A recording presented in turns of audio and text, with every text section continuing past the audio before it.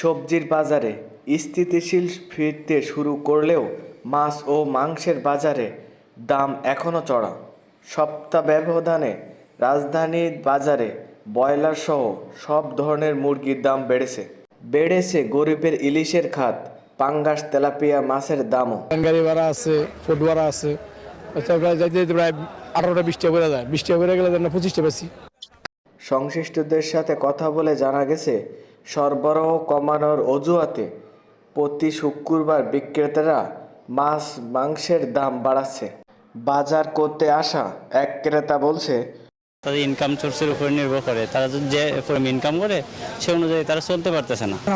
সংসারে অর্থ জোগান না বাড়লেও সব দ্রব্যমূল্যের দাম বেড়ে যাওয়ায় সংসার চালানো এখন দায়। বাজারে গেলে মনে হয় সব পণ্যে হাতের বাইরে চলে যাচ্ছে। মাছ মাংস যেন বিলাসবহুল খাবার হয়ে গেছে। এক মাসে কেজি প্রতি 20 থেকে 30 টাকা বাড়ানোর পর ব্রয়লার মুরগি এখন বিক্রি হচ্ছে 180 টাকা কেজি দরে।